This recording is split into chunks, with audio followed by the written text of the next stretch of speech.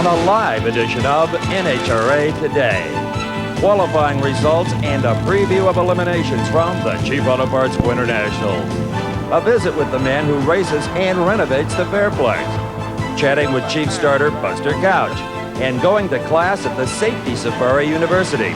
From Pomona, California, these stories and more on this edition of NHRA Today.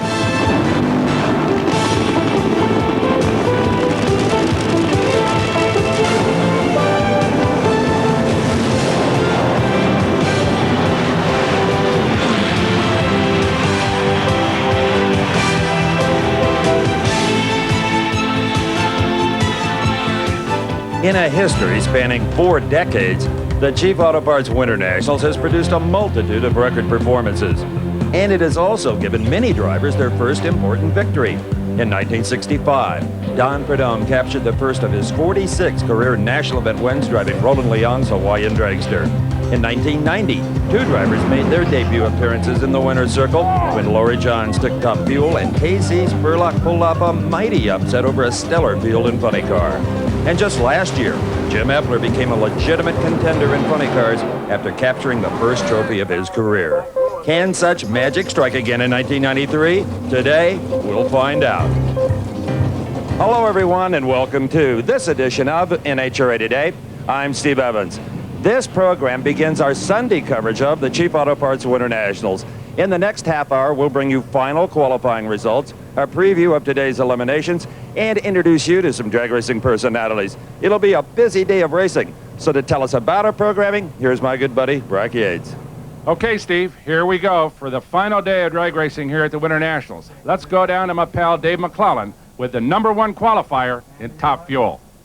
Brock, our leader in Top Fuel, actually finished second in the Winston points chase last year. Having that big #1 on the wing is one of Corey McLenithan's goals. He's already accomplished another one, and that is setting a new ET record. That came as a bit of a surprise to everybody.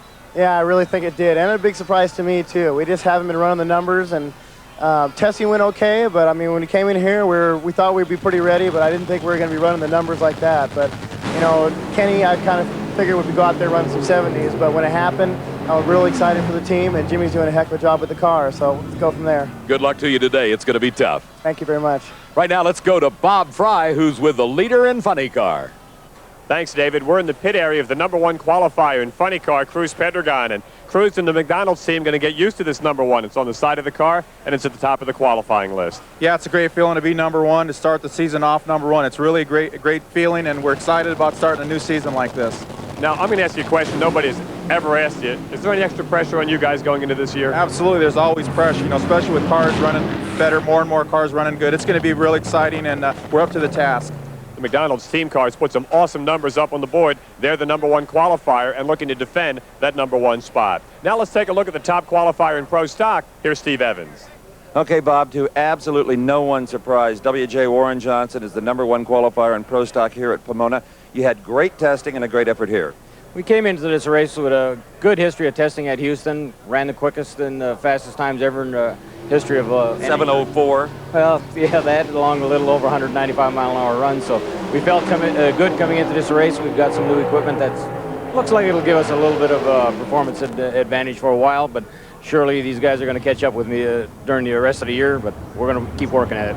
You know, for the past 3 months, we have been documenting the $4.5 million restoration of Pomona Raceway.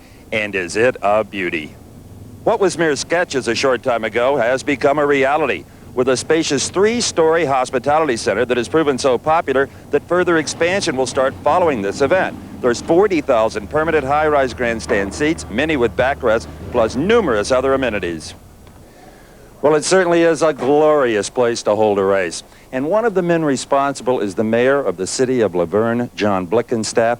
And, Your Honor, it's a great day not only for drag racing, but for the community. This is a great day. To say that this is a first-class facility, I think would be an understatement. To do this in 3 months with torrential rains took a lot of cooperation on both sides. We were very cooperative throughout the time with NHRA. They've been really good partners. Now, you grew up in Laverne, and you know how important drag racing is to a lot of people in Southern California.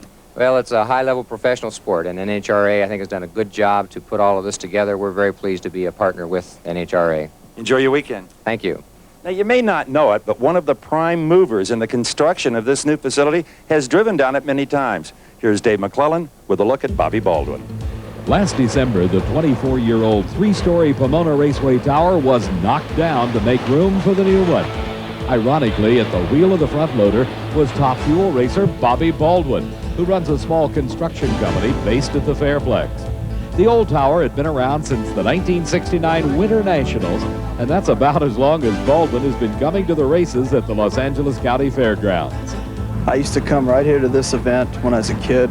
I think the first one was 65. I had to save my money from mowing lawns and so forth just to pay the $8 back then. And came in, and I really, really liked it, and I've been to every Winternationals since, either as a spectator or competitor. As a competitor, Bobby's most memorable Winternationals was last season. It was here during qualifying that Baldwin broke into the 4-second club. That was awesome that day. I mean, the thing was, when we ran the first four, we were running Pat Austin, and he ran a 4:88, which I think then was the quickest time ever. And we were a car length behind. I thought, well, we got another 10 out of it or something. And then we got out, and it was 4:88 and a 4:99. I mean, I was surprised, to say the least, and excited. Plus, it was 290, first time we'd ever run 290, all in the same run. At the same event, Bobby thrilled the crowd in the first round during a race against Connie Coletta. I didn't see him, and I said, I know we got him, you know, and pulled the chute right where I was supposed to and everything, and I felt it hit, and I realized how fast I was going. I thought, oh, no. I knew I was going to take the turn, but I didn't know if we were going to be successful or not. I got out, and everything looked fine. I was surprised. I mean, there was grass on the tire and stuff like that. The Pomona track has even produced a few wedding memories for Bobby. When the Winston finals were rained out and rescheduled, Bobby had to scramble to get to the chapel on time. We had to run the 2 runs here and then hurry up and get everybody out of here and down to the Queen Mary. And it was pretty hectic, and we just barely pulled it off in time. For Paula Baldwin, marrying into the on-the-go world of drag racing was nothing new. She's the daughter of Top Fuel racer Chris Garamazzini. Most people know me as the Greek's daughter, but I don't mind because I'm very proud of them. I've had a great life, and I wouldn't change it for the world. Just like Pomona Raceway's new addition, the Baldwins enter 93 expecting their first child. And undoubtedly, this famed track will be a part of that youngster's life, too. As the NHRA prepared for the Winternationals, a major drag race of a different variety took place last weekend on the opposite coast. The annual Pine Box Derby for Cub Scouts was held at St. Francis Cabrini School in Piscataway, New Jersey. Kenneth Bodner, representing Den 2, Pack 67, outlasted several other dens of competitors to win this year's event. Kenneth was competing in his last Pine Box Derby before joining the ranks of the Boy Scouts. Feels great. I also had a strategy. All I did was pray.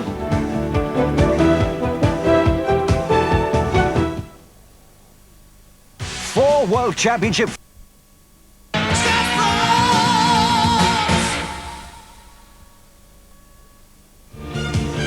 Welcome back to the Fairplex and the Cheap Auto Parts Winternationals. 4 years ago, right here, occurred one of the legendary incidents in the history of drag racing, when Eddie Hill's car went airborne at the finish line. Now, the crash was spectacular, but so too was the comeback that followed.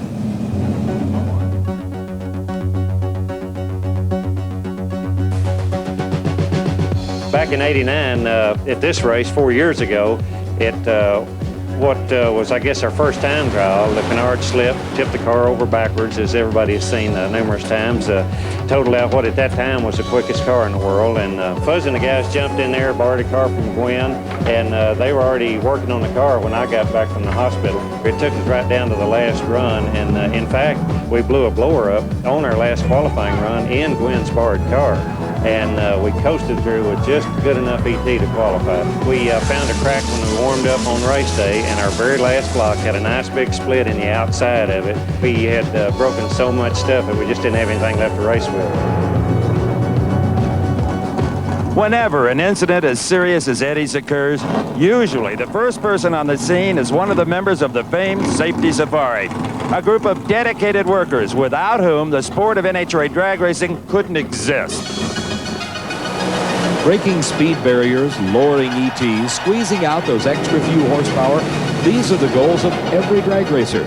Through the years, constant innovations and improvements have led to consistently faster and more powerful racing machines. Incredibly, however, getting behind the wheel of a Top Fuel Dragster is statistically much safer than even a short drive in a typical street car. Much of the credit for this remarkable safety record is due to the NHRA's fearless rescue squad, known to all as the Safety Safari.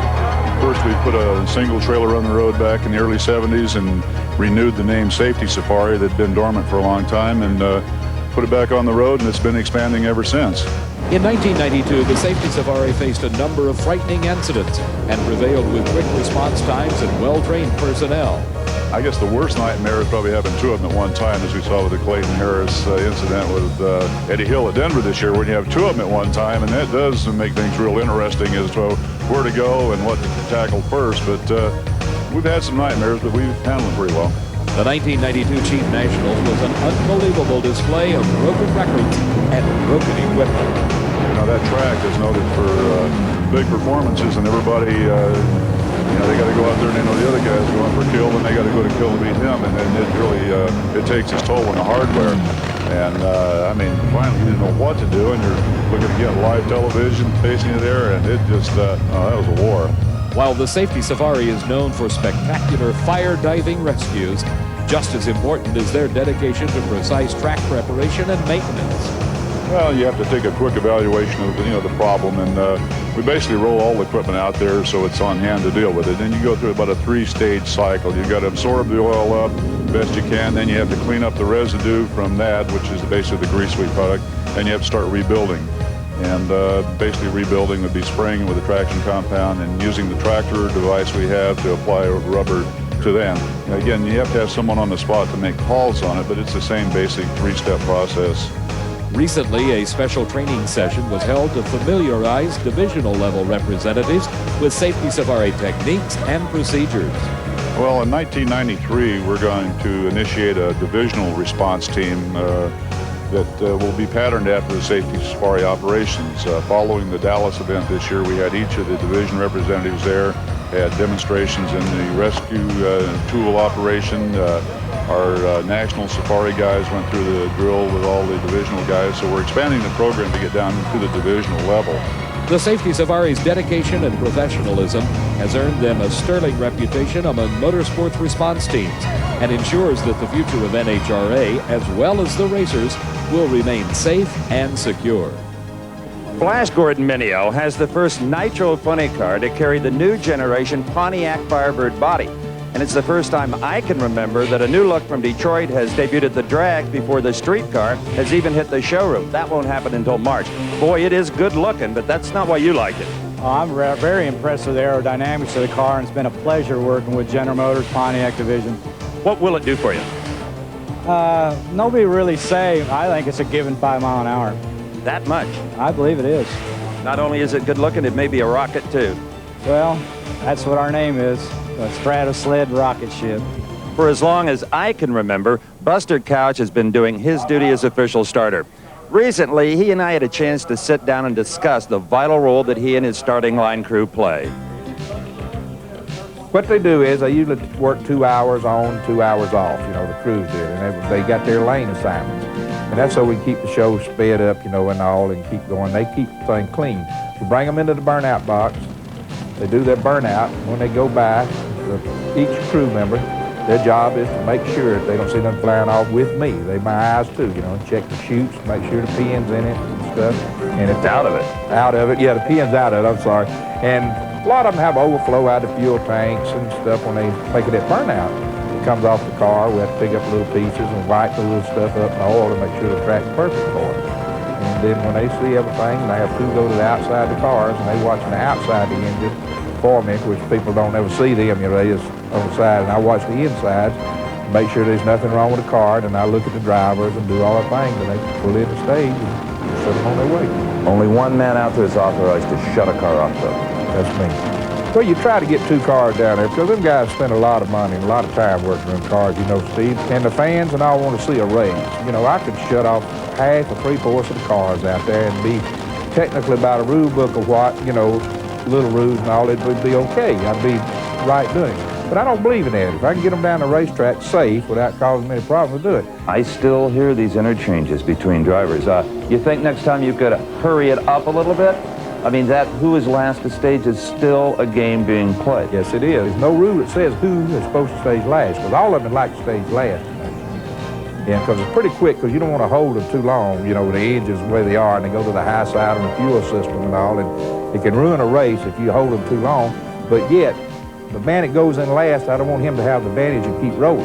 So I have to hesitate, so I bury it, you know, and also, but that's the way I usually do it. If they start having problems, I go to them and talk to them. It used to be your pro stock cars didn't play that game. They just lunged up there and staged. Now they're the worst at playing. Yes, they are. They're getting slower, too. But the people seem to love it, and the racers, they know what they're doing when they do it, you know, in the whole bit. And I know, being around them so long and knowing the racers and the cars, that how far they can go pretty much, you know, what they can do, you know, and all. And sometimes I see one cycle's getting advantage of the other, and it's happening that way, the clutch and smell it or what have you, and I back them off, make them both sit down, cool down, or hold them, you know, and they won't pay any attention to you. When I stage them come in, and they sit there and don't go in when they're supposed to, because they're heating up, you know. Then when they do go in, I make them sit there a little longer. You know, all the time I spend at the far end, and I still hear racers get out of their car, losers, and they'll say, Buster gave me a quick light. That's impossible. There's a delay built right into the system. We do that for a reason, too, because, you know, all the racetracks and all, we've built things over the years. We've, perfected our starters for electronic stuff, and that's one of the reasons. You don't want an instant deal because it can cause problems like that. It's that, you know, a little bit of a hesitation in there, you know. And most of them, they think they got a quick light. And sometimes they might be a little quick. I don't do the same thing twice because I don't want to get in the habit of and a rhythm what they're doing, you know, because a lot of them do that. You get a lot of attention on the starting line. Corey Mack's young sister giving you a kiss for luck every round. A lot of that goes on. That started, believe it or not, with Jerry Amata. And you know how superstitious the models are. He comes running to line him up. She gives me a kiss when we come back. And Ursi Hill gave me a banana one time, you know, because I call it ribbed car about that old ugly yellow banana car, you know. And now she gives me a banana. Every time they make her run a piece of fruit or something, but most of the time it's banana when she comes up. So I think a lot of people saw that, so that's where it evolved from. I do believe that man has done everything there is to do in drag racing. But when it comes to a preview of today's eliminations, well, I'll go with my colleagues, starting with Dave McClellan. Steve, it may be almost sacrilegious to not pick Corey McLenathan, but I got to tell you, one to watch is going to be Eddie Hill. On the final qualifying effort on Saturday, he ran a great 483, put him in the #2 spot, and if anybody is overdue for a shot at an NHRA National Event Championship, it is Eddie Hill. That's my pick in Top Fuel. For Funny Car, let's find out from Bob Fry who he picks. Dave, Al Hoffman and Tom Anderson are currently ranked #2 in the qualified field. This car ran a 5:13 for the blower drive service Dodge, and it was an outstanding run. Had some fuel lines come off, and they think that the car could run a little bit quicker. Because of that, this is my pick to stick. Watch for Al Hoffman to win it all in Fuel Funny Car here this weekend. Now to gaze into that Pro Stock crystal ball, here's Steve Evans. Thank you, Bob. If those twin Oldsmobiles of Warren Johnson and Don Beverly should falter at all, here's the man that'll pick up the pieces. Scott Jeffrey on in the Dodge. He could win his first ever NHRA national event. Fickle Southern California weather permitting, of course. For all of us here, I'm Steve Evans. See you then. NHRA Today is a presentation of Diamond P Sports.